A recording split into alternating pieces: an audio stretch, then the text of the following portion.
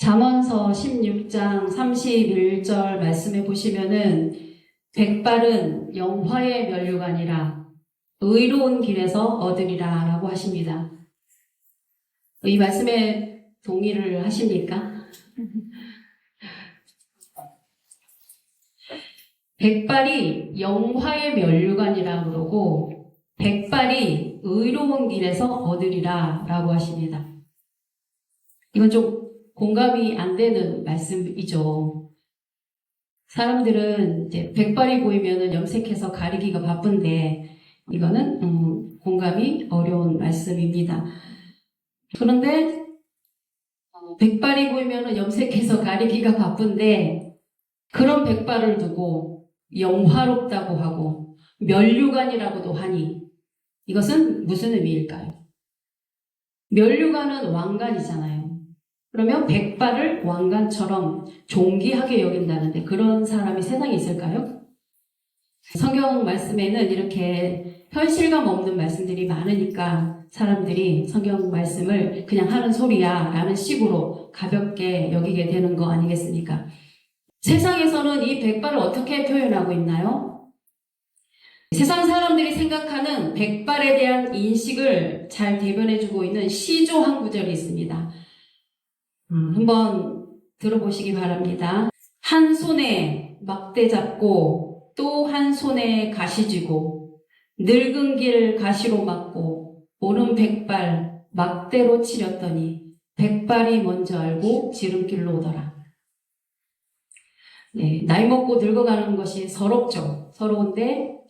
서럽기 때문에 가시와 막대를 쥐고 양손에 쥐고 백발을 쳐서 쫓으려고 했는데 백발이 먼저 알고 지름길로 오더라 라는 거죠. 나이를 먹어가는 사람들은 좀 솔직하게 느끼는 그런 심정일 겁니다. 그러니까 이 시조가 세상 사람들이 생각하는 백발에 대한 보통 생각인 거예요.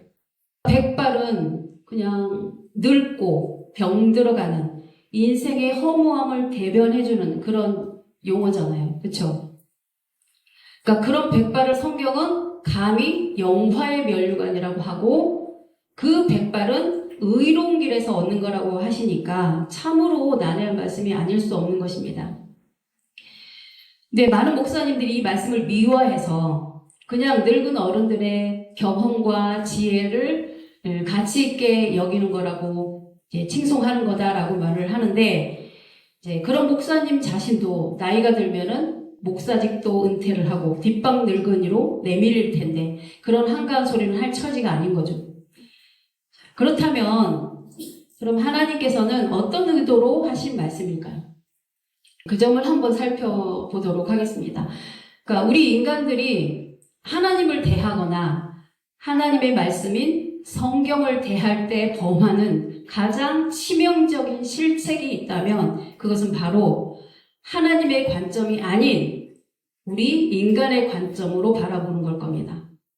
그도 그럴 것이 우리 인간은 지구촌의 중력에 갇혀있기 때문에 우주적인 관점에서 지구를 볼 수 없듯이 우리 인간은 하나님의 관점을 갖는 것이 불가능하죠.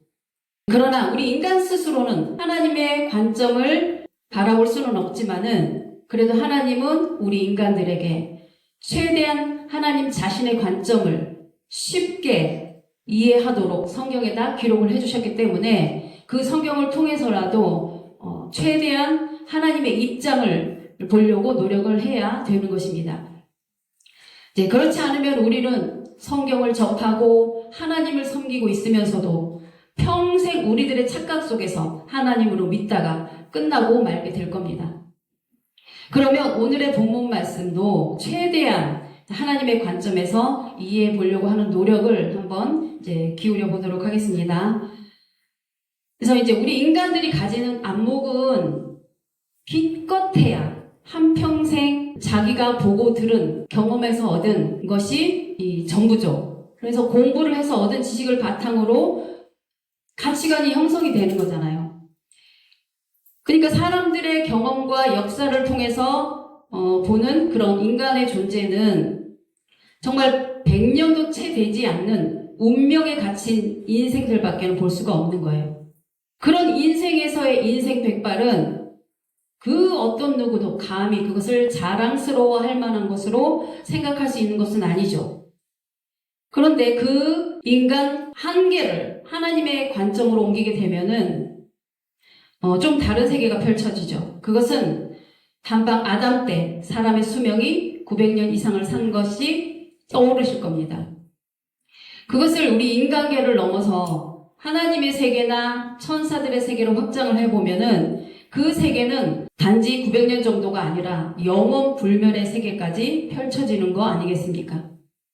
그것을 또 자연계로 확장을 해봐도 또 저 하늘에 떠있는 태양은 그 수명이 100억 년에 달하는 거고 또 저 은하계나 저 우주의 크기나 또 그 속에서 작동되는 신비로운 법칙을 생각을 해본다면 그런 세계는 전혀 우리 인간 세계에서 인식할 수 있는 그런 세계가 아닌 거죠.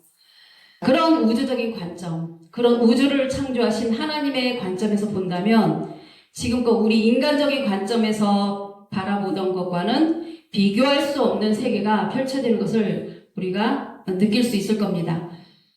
자, 그럼 하나님의 거대한 관점에서의 백발은 어느 범주를 두고 표현하신 표현일까요?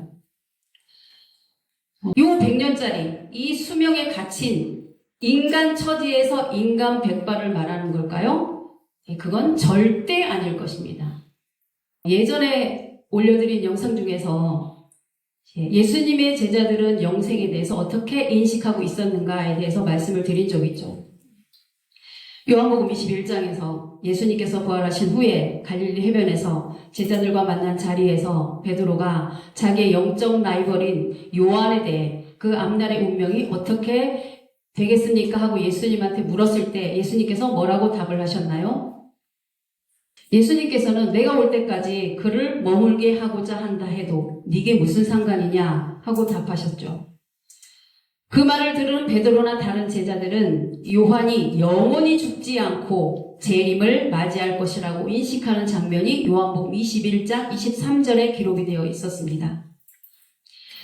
예수님이나 제자들까지만 해도 사람이 영생할 수 있다는 것을 아무런 거부감이 없이 받아들일 정도로 그들의 인생관, 신앙관은 우리와는 전혀 달랐던 모습을 알 수 있었습니다. 자, 그런데도 지금의 기독교 세계는 어떻습니까? 그런 인식 자체를 못하고 있으니 그럼 누가 잘못된 걸까요? 자, 우리 인류 역사를 성경 역사로 놓고 보면은 아담 이후 지금까지의 역사가 겨우 6,000년밖에 안 됐습니다. 세상의 문화, 인류학적인 관점으로 보아도 이런 원시 시대의 인간형을 벗어난 지금껏 인간다운 모습의 인간이 시작된 것도 그 범주를 벗어나지 않습니다. 그런 6,000년 역사 중에서 3분의 1인 아담부터 노아가 죽는 시간까지 약 2,000년간의 인간 수명은 1,000년 가까운 수명을 누린 시간이었어요. 그리고 모세 때까지만 해도 인간 수명이 120세까지는 유지가 되었던 것입니다. 그랬던 인간이 겨우 인간 수명 7, 80년짜리 인생으로 전락하게 된 것이 알고 보면은 그리 오래지 않은 시간부터 그랬던 거예요. 그랬는데도 우리 기독교인들조차도 인간이 출현하던 태고적부터 우리 수명이 요렇게 된 것이라고 알고 있으니 이 얼마나 엄청나게 왜곡된 시각인 겁니까?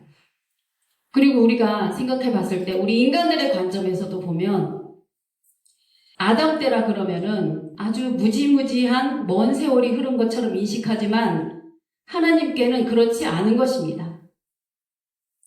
하루가 1,000년 같고 1,000년이 하루 같다는 말씀도 있잖아요. 그러니까 하나님에게는 아담 시대도 바로 엊그제 있었던 짧은 시간 전에 있었던 일처럼 여기실 겁니다. 하나님은 우리 인간들한테 아니 며칠 전까지만 해도 내가 창조한 그 인간들이 900년 이상을 살았는데 며칠 상간에 대체 뭔 짓을 했길래 왜 이 꼴이 되어서 100세도 못 살고 갤갤거리냐 그러지 않겠습니까? 그러시면서 지금은 좀 힘들어도 며칠만 좀 더 참고 기다려라. 조금만 더 참으면 옛날 너희 조상들이 살았던 천년에 가까운 삶을 누리게 될 날이 올 거니까 내 말을 잘 지키고 잘 살고 있거라. 그러지 않겠습니까? 성경에서도 보면은 요나 선지자도 니느웨가 구원받는 게 싫어가지고 하나님의 지시를 거부하고 도망을 가다가 벌을 받았죠. 그래가지고 고기 뱃속에까지 들어가가지고 죽도록 고생을 하고 다시 니느웨로 가서 하나님의 메시지를 선포하고는 니느웨가 망하나 안 망하나 지켜보려고 언덕에 올라가서 지켜보죠. 그때 날씨가 너무 뜨거워서 고통을 당하는데 거기에 박넝쿨이 뻗어 있는 걸 보고 요나가 심히 기뻐했다고 되어 있습니다. 그래서 다음날 하나님께서는 벌레를 준비하셔서 그 박넝쿨을 말려 죽여버리니까 요나가 어떻게 했다고 했나요? 그 박넝쿨 하나 죽고 나니까 얼굴이 빨개져가지고 하나님한테 차라리 날 죽이시라고 악다고 하면서 바락바락 대드는 장면이 나오잖아요. 그때 하나님께서 요나에게 뭐라고 말씀하셨어요? 너는 네가 심지도 기르지도 않은 그 박넝쿨 하나에 목을 메고 죽니 사니 그러는데 저 니느웨 성 안에는 좌우를 분별하지 못하는 자가 12만 명이 있고 그 외에도 얼마나 많은 짐승 새끼들이 있냐 그러셨죠. 그러시면서 이 박넝쿨 하나하고 비교가 되겠느냐라고 말씀을 하시죠. 그러니까 하나님의 마음은 어떤 이방인이라도, 그러니까 한 사람도 죽는 고통에 빠지는 것을 원하지 않으시는 분이신 거예요. 심지어는 짐승 새끼 하나하나의 생명까지도 귀하게 여기시는 분이시라는 겁니다. 이제 그런 사랑의 하나님께서 우리 인간이 천년에 가까운 생명을 누리다가 100년도 못 살고 그것도 평생을 죽을 고통 속에서 신음하며 살아가는 인생들을 바라보시며 어떤 생각이 드시겠습니까? 그런 죽음의 고통 속에 사는 인생들을 구하기 위해서 독생자 예수님까지 보내셔가지고 우리를 살리려고 하시는 모습이 안 보이시나요? 그런 고통 속에서 신음하고 있는 우리 인생들에게 야, 며칠만 더 기다려라. 그날이 되면 백발을 휘날리며 영화의 면류관을 더 높이 빛낼 그날이 올 거라고 하시는 겁니다. 다시 본문의 말씀을 한번 보시면 백발은 영화의 면류관이라고 하시고 그것을 의로운 길에서 얻으리라고 하십니다. 여러분들 백발이 뭐가 그렇게 거룩해서 의로운 길에서 얻는다고 하실까요? 백발은 늙고 쇠약하고 또 너무 스트레스를 많이 받게 되면 백발이 무성해지는 것인데 무슨 의로운 길에서 얻는 거라고 하시는 걸까요? 그러니까 세상적인 관점에서 보면 도무지 합당한 말씀이 아닌 거예요. 그러나 하나님의 관점에서 보면 너무나 정확한 말씀인 거예요. 하나님의 말씀에 부들부들 떠는 그런 의롭고 진실한 사람들이 백발이 휘날리도록 영화롭게 장수의 축복을 누리게 되는 것입니다. 그런 장수의 축복을 찌질해도 가난하게 수명만 연장시키는 것이 아니라 하나님의 명을 따라서 포도원을 재배하고 가옥에 가옥을 연하여 건축하는 그런 풍요로운 삶을 살게 되는 것이라는 겁니다. 잠언서 3장 16절에서는 하나님의 지혜를 가진 자는 그 오른손에는 장수가 있고 그 왼손에는 부귀가 있다고 하신 말씀도 같은 맥락인 거예요. 그래서 하나님의 지혜를 가진 자가 장수를 얻게 되고 백발을 영화의 면류관으로 가지게 된다라는 것입니다. 과연 이런 날이 오게 될까요? 여러분들은 어떻게 생각하십니까? 하나님 나라에서 최고의 축복은 판사, 검사, 의사가 되는 것이 아니라 그랬습니다.